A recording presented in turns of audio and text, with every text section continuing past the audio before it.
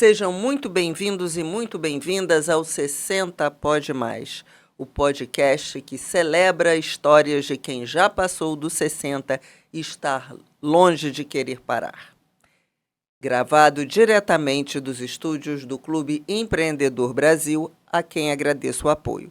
Eu sou Carla Cabral, anfitriã e idealizadora do podcast, arquiteta por 40 anos, atriz, palestrante, produtora de conteúdo digital e uma mulher 60 a mais.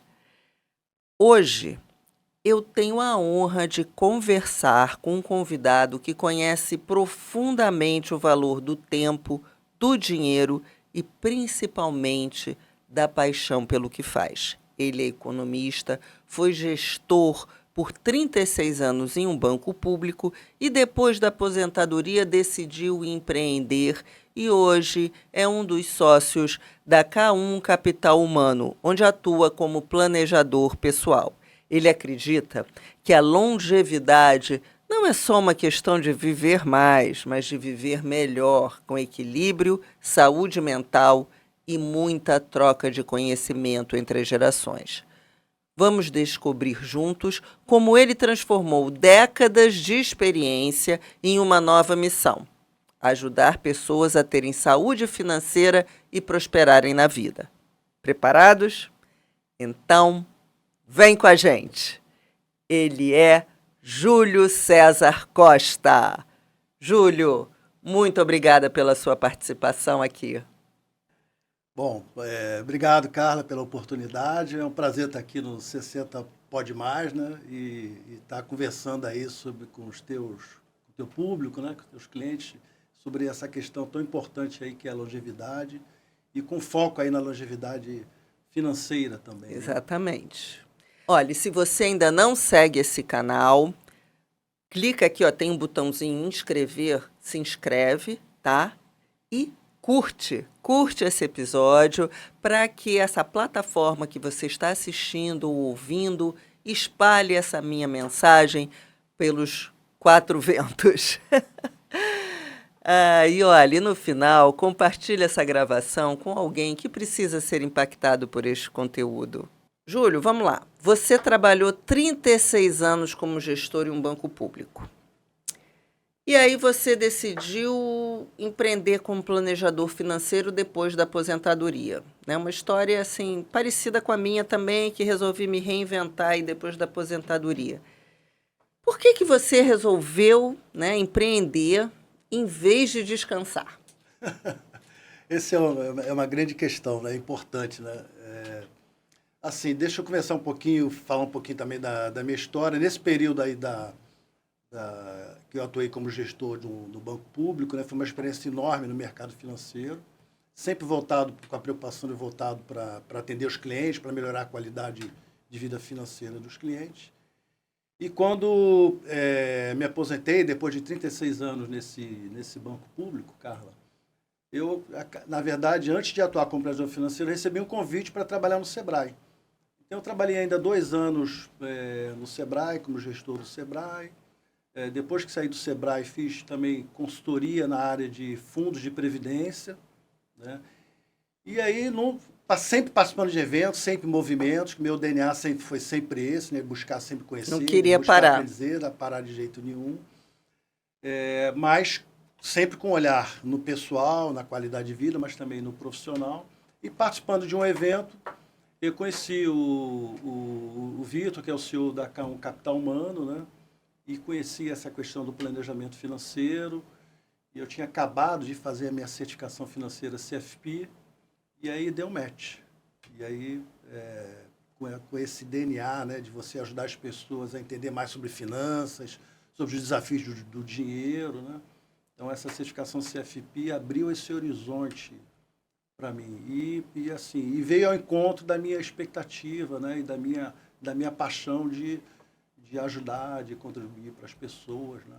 De ser útil agora nesse momento, né? Momento. E ao mesmo tempo também conciliando que, além de executivo, né, durante esse tempo todo, eu também fui professor universitário na área de finanças. E você atuando como planejador financeiro, eu consegui unir essas duas coisas, a questão da educação financeira, né, em si, atuando como professor também, e ao mesmo tempo atuando como planejador, ajudando aí as pessoas. Acho que Então, esse é um grande... quer dizer, toda essa sua trajetória profissional, não só nesse banco público, mas como professor também, tudo isso, essa sua experiência, você trouxe agora para esse momento para você continuar sendo útil, né? Exatamente. E acho que, além de eu continuar sendo útil, né, tem a questão também da paixão por aquilo que a gente faz, né? Então, eu sempre fui apaixonado pela essa área de finanças, né? Eu sou economista por formação, e aí fiz especialização nessa área de finanças, de previdência complementar também, né? De mercado financeiro de uma forma geral. Sempre tive essa paixão por finanças. E sempre tive também esse propósito, né, de estar ajudando as pessoas, seja no atendimento ao cliente, para ele alcançar os sonhos deles, os objetivos. E o planejamento financeiro, atuando como planejador financeiro, acho que ele rompe padrões do mercado financeiro, entendeu? Então sai daquele atendimento básico ali, de você estar num banco, simplesmente fazendo um investimento, ou mesmo numa corretora fazendo um investimento. E o planejamento financeiro, atuando numa consultoria de investimento, abre horizontes. Porque você passa a lidar não só com dinheiro, né, mas você passa a lidar com as pessoas, Com a vida das pessoas, com os sonhos da pessoa. Então, isso é transformador, cara. Acho que isso me incentivou mais, me deu um ânimo muito maior, uma motivação muito maior para trabalhar, para continuar trabalhando. Entendi. Mesmo aposentado. E você chegou nisso entrando em movimento, que você falou, que você começou a fazer uma coisa, outra, uma coisa, Sim, outra. O tempo todo. E aí você foi seguindo, voltou. É que apagou aqui, mas isso não tem problema, acontece.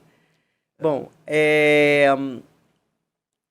você está falando sobre planejamento financeiro, sobre sonhos, pessoas, etc. Uma coisa que a gente observa muito, né, que na nossa sociedade o dinheiro assim é um pouco um tabu, né? Às vezes é associado a sentimentos negativos, né? Quem tem dinheiro às vezes é visto com aquele que se deu bem, né? Mas se deu bem no sentido pejorativo. Não é que tenha uma certa, não sei, é uma mistura de sentimentos ali que às vezes é difícil a pessoa saber lidar com o dinheiro, saber entender que você precisa trabalhar o dinheiro. Tem aquela história de ser amiga do dinheiro, né? Tem toda uma filosofia aí em relação ao dinheiro, mas na nossa sociedade é tabu, as pessoas não falam de dinheiro.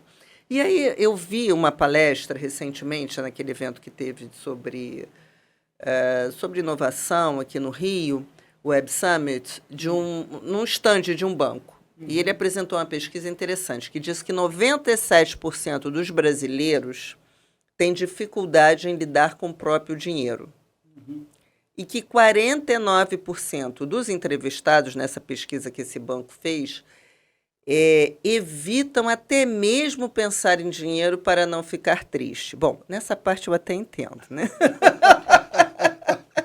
Dinheiro é importante para realizar as nossas sonhos, vontades, mas às vezes sonhos, dependendo do que você consegue, né, ter de dinheiro e tudo, às vezes você tem tantas dívidas, hoje brasileiro tem muita dívida, não tem? Muita. Hoje tem uma pesquisa recente aí que saiu da Ambima aí, cerca de 68%, 70% das famílias brasileiras estão endividadas. E só 30% das pessoas que se aposentam, só 3% das pessoas que se aposentam conseguem manter a sua independência financeira só com aquele recurso da aposentadoria. Que loucura, né? Esse é um desafio muito grande. Né? Então, exatamente. É por isso que as pessoas não gostam nem de pensar em dinheiro, que ficam tristes, a gente até entende, né? Mas qual seria esse maior desafio financeiro dessas pessoas, assim, você imagina, para lidar com esse dinheiro? O que seria, assim, a maior dificuldade delas que leva a isso? a gente tem, assim, lá na Capital Humano, né, que é uma empresa especializada em planejamento financeiro e consultoria de investimentos, quando a gente conversa, uma conversa inicial com os clientes, a gente vai buscar exatamente isso. Tá? Então, assim, cara, não é sobre dinheiro, é sobre comportamentos, é sobre hábitos das pessoas, é mais a psicologia financeira, é mais o comportamento mesmo humano das pessoas é que leva a essas questões. Então, tem pessoas que têm, devido aí a criações, a família em si, viveram situação de escassez.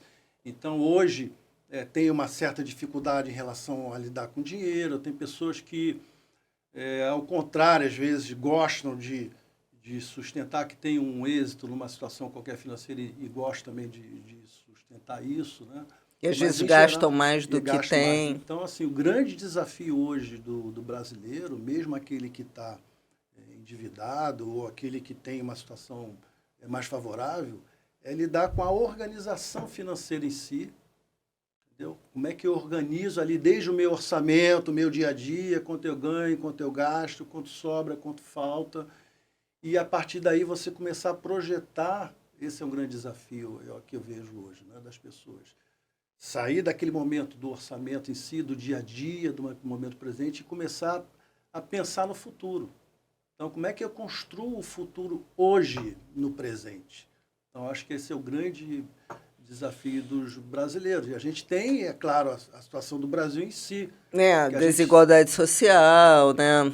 A gente não vive uma bolha, né? Então, o Brasil é altamente desafiador no mundo em função da desigualdade de renda, desigualdade social. Então, assim, a questão da renda assim, é muito relevante, né? Um percentual pequeno dos brasileiros tem uma renda favorável que permite ele investir periodicamente, o outro percentual dos que não possuem renda é muito, muito maior.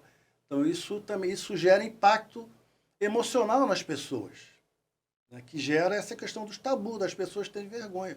Hoje mesmo, foi ótimo você fazer essa pergunta, e hoje mesmo atendendo, antes de vir para cá, estava atendendo uma cliente que tem uma renda acima do mercado, uma renda acima em torno de R$30 mil por mês, mas que está endividada. E conversando com ela sobre reorganização, o caso dela é basicamente reorganização, quer dizer, se endividou porque entrou numa roda-vida de consumismo, olha o mental aí, né? Do consumismo. Às vezes tem aquela história do eu mereço, cartão eu de mereço. crédito, e aí o marketing do mercado está cada vez mais forte, induz as pessoas a gastarem de todos os lados, nós somos bombardeados o tempo todo, né? No mercado de consumo, no próprio mercado financeiro, muitas vezes, né? Então, ela se endividou, você vê, com uma renda de R$30 mil e está numa situação de endividamento e pedindo ajuda financeira, né? E aí veio para a gente pedindo ajuda. Então, esse é um trabalho que a gente vai fazer. Quer dizer, eu terminei hoje a reunião com ela, ela começou muito triste, já quase chorando, e se sentindo, ela externou isso. Júlio, eu tenho vergonha dessa minha situação, não sei como é que eu estou aqui falando para você. Então, a gente prepara todo um ambiente, conversa muito sobre não só o capital financeiro, mas sobre o capital humano daquela pessoa, né? Quais são as relações dela, como é que ela está cuidando dela enquanto pessoa, a questão física, a questão mental, né? E a gente conversa sobre o capital humano, sobre o capital social, como é que estão as relações dela, de conexões com amigos, de família, de profissionalismo. Então, e depois a gente vai para o capital financeiro. Acho que esse é um grande diferencial do trabalho, do planejamento financeiro que a gente faz lá porque é isso, Caúna. a relação com o dinheiro tem muito de psicologia mesmo, né? Total. De questões familiares, de padrões que vêm da família. Às vezes a família até, a pessoa até vem de uma família, que você falou, de escassez, sim. Às vezes melhora financeiramente, mas se mantém na escassez. Sim. Eu ia te dar um outro exemplo sobre isso, de uma outra cliente, que é o contrário, já vem de um berço de uma família bem-sucedida, né? Então ela, portanto, teve uma criação de alto nível, bem-sucedida, de bons colégios, e viagens sempre por conhecer o mundo todo ainda muito jovem, né? Durante a sua adolescência, né? E a universidade, e agora ela é uma profissional. E ela agora tem uma dificuldade de se adaptar ao seu próprio padrão de vida. Então, ela está num momento de transformação, porque ela agora tem a renda dela, que obviamente não é a renda dos pais. Então, ela tem que se adaptar a esse novo modelo e a gente está ajudando ela também a fazer essa transição. Bom, isso é... Né? E cuidar das finanças dela. E agora vamos pensar assim, puxar a sardinha aqui para o nosso lado. Você acredita que envelhecer bem, né? É, envelhecer é um processo, né? Sim, A sim. gente começa a envelhecer sempre. Passa obrigatoriamente por ter assim uma boa saúde financeira, porque a gente precisa, né? Sim. Conforme você falou essa questão da, da renda também, que você falou só 3% tem renda para se manter.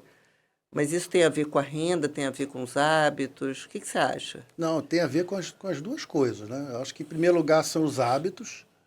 Então, hoje você tem, de fato, as pessoas que não se preparam para a aposentadoria ou que não se prepararam para a aposentadoria, seja porque viveram mais o presente e não construíram o futuro, né?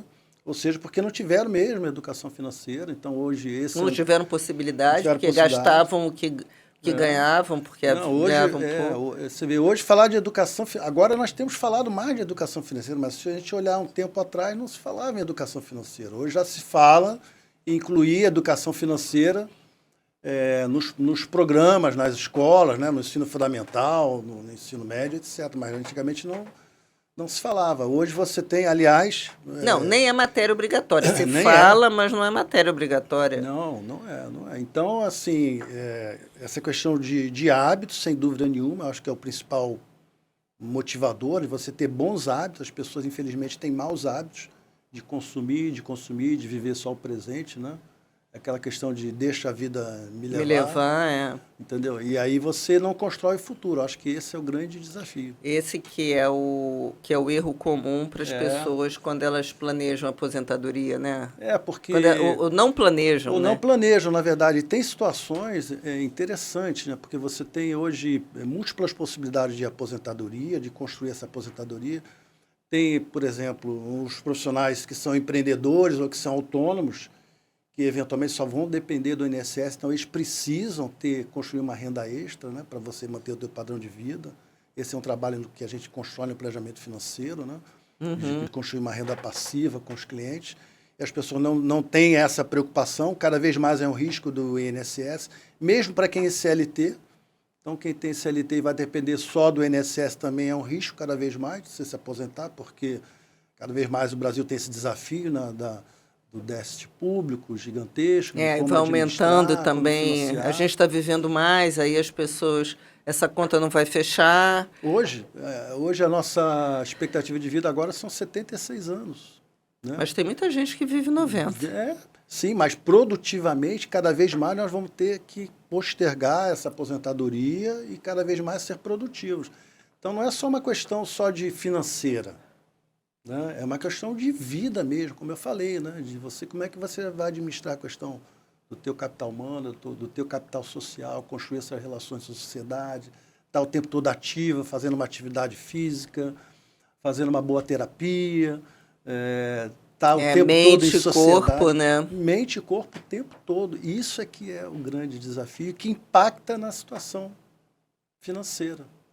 Porque Esse equilíbrio, né? esse equilíbrio todo, né? Do humano, do social e do financeiro. São as E eu dimensões que se digo até cruzam. do ambiental também, né? Porque hoje em Sim, dia sim, a sim. gente tem que pensar sobre essa questão também do consumo exacerbado, que faz a gente gastar muito, né? A questão do dinheiro, Sim. mas que também faz a gente consumir muitos recursos num planeta que já está ficando Sim. sufocado, né? Não à toa hoje você tem, por exemplo, na nossa consultoria de investimentos, os clientes mais conscientes, né, que montam suas carteiras, fazem o seu planejamento, e para ativos, por exemplo, de longo prazo, você hoje tem fundos de investimentos voltados para essa dimensão ESG, né?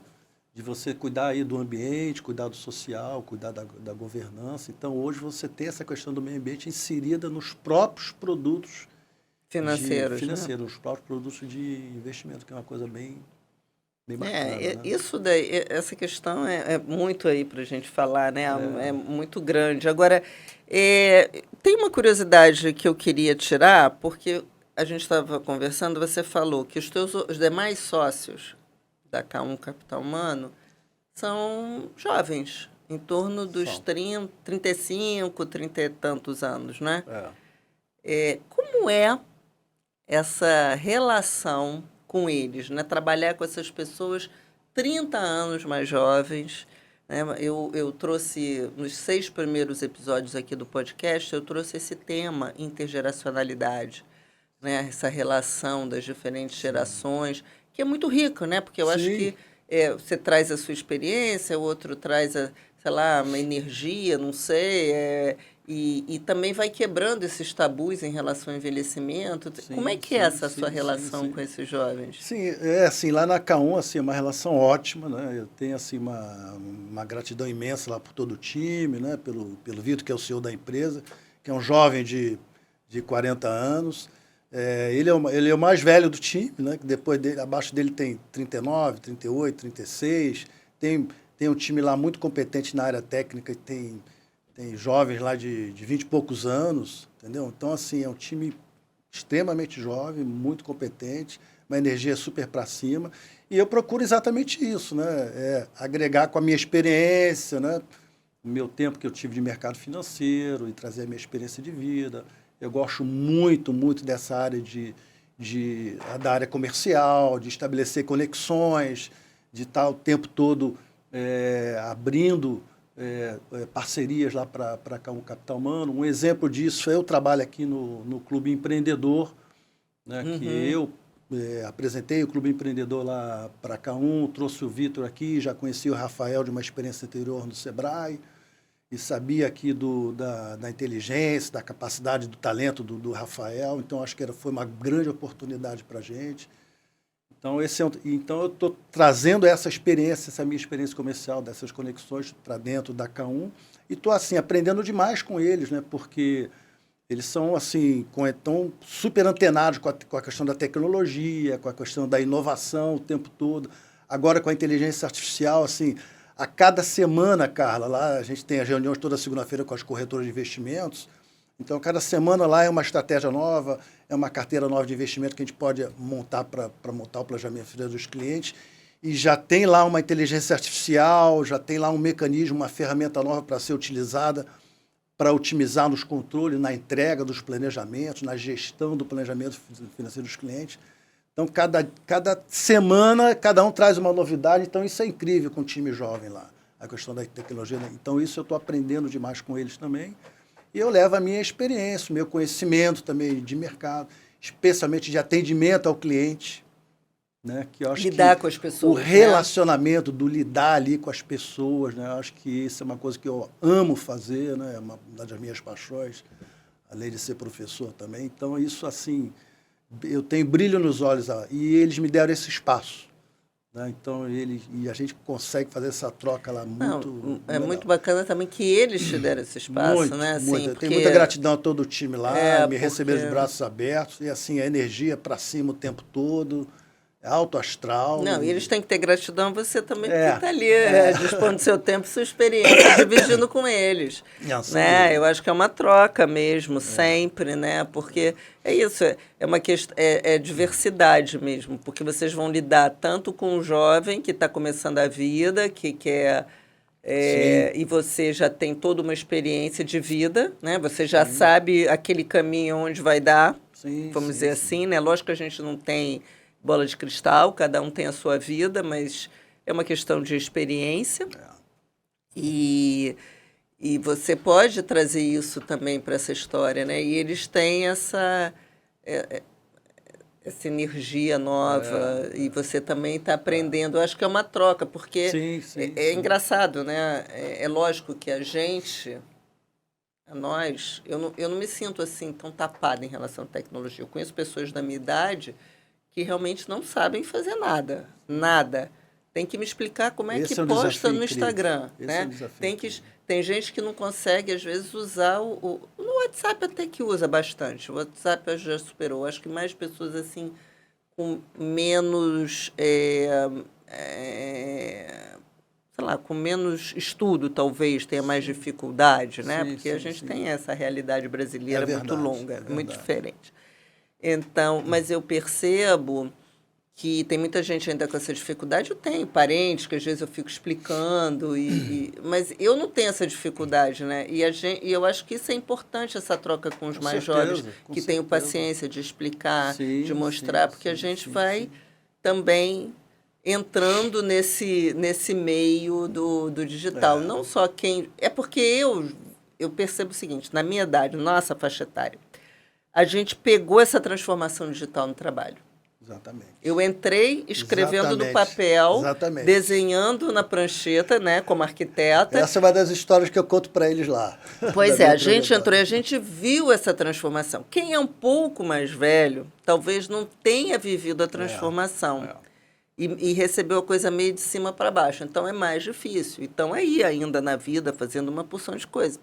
Mas a nossa geração viu essa transformação e a gente se adaptou. Exatamente. Então, isso também é uma experiência de vida importantíssima. Exatamente. Né? Que eu acho dessa adaptação, desse nosso poder de se adaptar a essas mudanças todas que estão acontecendo na vida. É o grande desafio da nossa faixa etária dos 60 a mais. Isso. É realmente fazer essa adaptação, estar se atualizando, buscando esse conhecimento, porque vamos viver muitos e muitos anos aí, se Deus quiser. Se Deus quiser. E aí, como é que você mantém esse equilíbrio entre seu trabalho, que você, né? Porque acho que a gente já trabalhou tanto que a gente quer manter um equilíbrio, quer ter uma vida de qualidade, né? Como é que você mantém essa vida de qualidade e esse trabalho? E como é que você faz esse equilíbrio, né? Que a gente já não quer mais aquele desespero, né? De acordar, correr, vou ter que trabalhar, volta, assim, que... Como é que você está mantendo? A gente tem tem uma certa flexibilidade lá no meu trabalho na K1. Então, por exemplo, segunda-feira é um dia que a gente faz home office. Eu tenho horário assim de uma certa flexibilidade, então de manhã cedo eu gosto sempre de fazer minha caminhada, acho isso fundamental para as pessoas na cidade, é questão de cuidar aí do nosso corpo e mente, capital né? humano. Caminhada é corpo e mente. É o capital humano, então cuidar do exercício físico, cuidar da mente, então isso é uma coisa muito, muito importante, né? E tá assim, cuidando da família, tá o tempo todo com a família. Não abro mão também dos meus encontros sociais, acho que a gente precisa ter cada vez mais isso. Tem uma coisa bacana lá na K1, por exemplo, que às sextas-feiras é um dia que a gente sai em grupo para almoçar, acho que isso também gera a questão do capital social, de você estar ali cuidando disso. Então, entre vocês, né? Entre a gente. Em casa eu tenho a minha esposa, a Andréia querida, que é psicanalista, então, assim, isso me ajuda muito também na questão do equilíbrio. Ainda ontem, aliás, eu estava conversando muito com ela sobre isso, porque... Às vezes santo de casa não faz milagre, né? Então ela me ajuda muito nisso. Que bom, ela é uma pessoa maravilhosa, que fez, aliás, uma transição de carreira, né? Ela tem 55 anos, 56 anos, e é administradora, mas assim, sempre foi uma mãe que cuidou muito da gente, né, dos filhos, e fez uma transição de carreira na pandemia. Começou a estudar psicanálise e hoje é uma especialista no assunto também. Então, tudo isso ajuda, entendeu? A ter esse equilíbrio, entendeu? É assim, lá, quando estou na K1 é muita questão do financeiro, do trabalho, mas o tempo todo é buscar esse equilíbrio. Eu acho que na nossa idade o desafio é isso, você cuidar do teu exercício físico, saúde, mente, fazer uma boa terapia, ter um bom convívio familiar, um convívio com os amigos, convívio social, fazer um trabalho voluntário, isso ajuda demais. Cuidar da espiritualidade, eu não abro mão aí da missa dominical e participo lá, por exemplo, de encontro de casais, então, na igreja, então isso me ajuda um pouco também nessa parte. Então é todo um conjunto de coisas. Se você for fazer aquela roda da vida, está bem equilibrado. Não faz. Aliás, ontem eu convidei a Juliana Fel, fez uma palestra para a gente lá na K1 ontem, com todo o time, falando exatamente sobre isso. Equilíbrio da vida pessoal com equilíbrio da vida profissional. Então a Juliana deu uma palestra lá para a gente, foi super interessante, o pessoal super adorou, é exatamente sobre isso, a gente cuidar da roda da vida, né? Cuidar do físico, da mente, cuidar da profissão, e buscar fazer aquilo que a gente gosta, né? Que isso é importante, se manter produtivo, né? Buscar o conhecimento, Tá sempre em movimento. Eu tenho um amigo que fala, Júlio, a gente precisa estar sempre em movimento. É o movimento da mente, o movimento do físico, o movimento do conhecimento, da amizade, das conexões, do relacionamento. E está estudando também, né? Que você continua estudando. Não, a gente não para no tempo todo, não. Tempo todo. Então, assim, é legal isso, né? A chegada dos 60, ela é um marco. Não sei se você teve esse impacto quando você fez 60 anos. Tive. Porque a gente vira idoso, né? Pela lei, a gente vira idoso, né? É verdade. A gente ganha alguns direitos, né? E ganha esse título de idoso, né? Eu lembro de uma conversa nossa aqui no Café do Clube que você falou comigo sobre isso, que teve esse impacto. Eu tive. Eu até, na minha festa de 60... Eu não quis comemorar meu aniversário de 60 anos. Mas aí acabou que fizeram uma festa surpresa para mim e foi ótimo.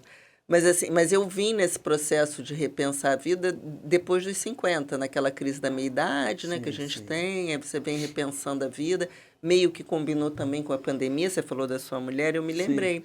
Na pandemia, eu comecei para as redes sociais, eu lembro que eu fiz 40 lives. Eu ainda era arquiteta, quer dizer, né, eu sou arquiteta, mas eu trabalhava na Prefeitura do Rio. E aí eu comecei a chamar colegas e outras pessoas. Acabei chamando outras pessoas também, porque 40 já tive que ir abrindo aí o leque, né? E convidei para fazer live, que era a moda da live, né? E ali na live eu comecei a me encontrar nesse mundo aí de fazer entrevista, de falar. Aí as pessoas, nossa, parece que você sempre fez entrevista. Não, não fiz, mas é uma coisa que eu gosto. E acabou que eu falo sobre esse movimento da vida, né? Dos 60 a mais, acabei abraçando essa bandeira da longevidade ativa, né? De inspirar as pessoas a fazerem isso. Quer dizer, é assim que eu me sinto útil também, é assim que eu me sinto produtiva, assim que eu quero levar a minha mensagem para as pessoas e contribuir para a sociedade, né? Contra o etarismo, idadismo, o ageísmo e todos esses nomes aí, que é o preconceito contra a idade. E aí eu tô no Instagram, com o meu Carla Cabral, inspirando, eu falo muito mais ali para mulheres, né? Para inspirar essas mulheres a buscarem novas experiências, ainda mais que, eu não sei se a sua mulher sentiu isso também, mas a família cresce, os filhos, né, já vão tendo as suas vidas, a gente mesmo, às vezes, para de trabalhar, então, e agora, né? Será que eu posso fazer de diferente, o que eu posso fazer mais para mim? Também tem muito esse momento. O homem também passa por isso. Sim, com certeza. Eu fiz uma outra entrevista aqui, de um outro rapaz que falou, também, rapaz é ótimo, chamo todo mundo de rapaz, mas também é da nossa cidade. Ele falando que, mas somos todos rapazes e moças, que o homem tem mais dificuldade para enfrentar isso. Eu não sei se você me parece uma pessoa um pouco diferente, um homem um pouco fora dessa regra aí, mas tem um pouco mais dificuldade de enfrentar isso. As mulheres, elas buscam mais se entender. O homem não, o homem já vai deixando para depois, já vai passando, eu não sei.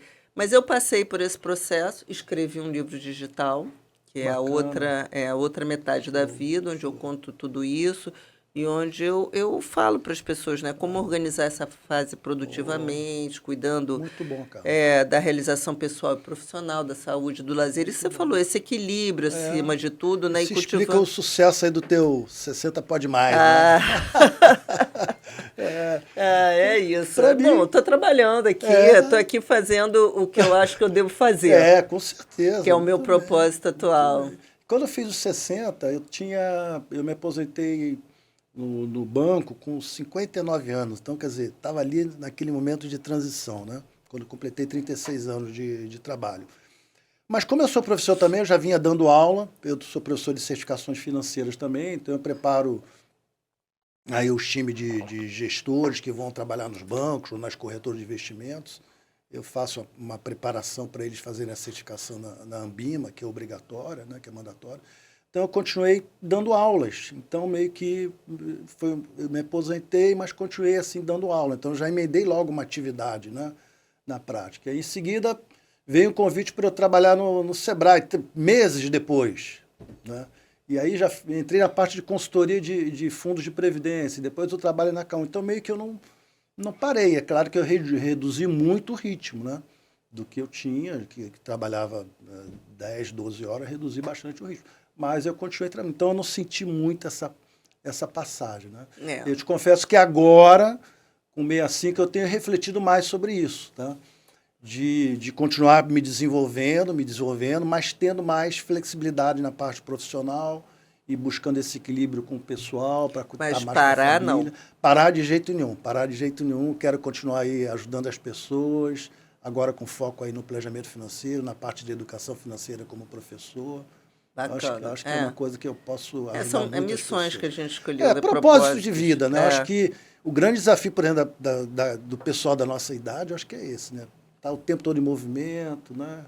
Capital humano, capital social, capital financeiro, cuidando da vida, da mente, do corpo, cuidando aí das suas relações sociais, do seu relacionamento, do financeiro, né? Exatamente. Mesmo nessa fase de aposentadoria, você pode ainda, com 60 anos, a gente lá tem vários clientes nessa idade que a gente ajuda eles a construir ainda uma renda adicional para... Sim, porque quem se aposenta muitas vezes empreende, sim, por esse motivo que a gente falou aqui, propósito, etc., mas muitos também para complementar a renda, né? Sim, isso é verdade. Certeza. E acaba juntando as duas coisas, né, cara? E acho que as duas coisas são boas, né? E se coincidem. Acho que é um conjunto de coisas, como eu falei para você. Exatamente. Né? É só a gente fazer isso com alegria, né? E com prazer. E pensando que tem muita vida pela frente. Com certeza. A vida é isso. A vida são as pessoas, né? É você praticar o esporte, é você estar aqui fazendo um podcast. Uma pessoa conversando. Tão incrível como você, entendeu? Então, isso é a vida. Está o tempo todo em movimento, se relacionando. Está aqui no Clube Empreendedor. Também Rafael, que é do Leonardo, ótimo. Que é um time incrível, né? Então, olha, a gente está chegando no fim. Poxa, infelizmente. Passa rápido. Rápido. Queria que você deixasse, sei lá, uma mensagem para alguém, para o público, se despedisse. Você já falou tanta coisa bacana. Primeiro, assim, agradecer você, te dar os parabéns, né, cara, pelo 60 Pode Mais, uma grande iniciativa, um grande exemplo, né, de que mesmo as pessoas aí nos 50 a mais, nos 60 a mais, a gente sempre pode mais. Então, acho que é o grande recado. Esse é o objetivo. Nossa expectativa de vida do brasileiro aí agora 76, aumentando para 80. Daqui a uns anos, a maioria da população vai ser a população idosa. Então, acho que a grande mensagem é essa. Sim, está virando a pirâmide. Continuar em movimento o tempo todo, né? Cuidando do seu capital humano, do seu capital social, do seu capital financeiro, especialmente, né? E com relação a esse conjunto de coisas, contar comigo, contar aí com um capital humano. Obrigada. No planejamento financeiro, na construção de investimentos, que a gente está lá para abraçar as pessoas. Obrigada. Eu que agradeço a sua presença aqui, foi ótimo falando sobre isso, sobre todas essas questões, contribuindo para trazer o seu exemplo, a sua história e toda essa, por outro lado, também toda essa questão financeira que é muito importante para todo mundo que está nos assistindo. Eu gostaria de agradecer novamente ao Clube Empreendedor Brasil pelo apoio em ceder este estúdio lindo aqui no centro do Rio de Janeiro, com uma equipe técnica super profissional. E vocês que gostaram, lembre-se de dar um like, né, curtir e compartilhar com mais pessoas que precisam ouvir esse conteúdo. Chegamos ao final de mais um episódio do 60 Pode Mais. E eu quero agradecer a você que nos fez companhia até o final. Muito obrigada. Até o próximo episódio.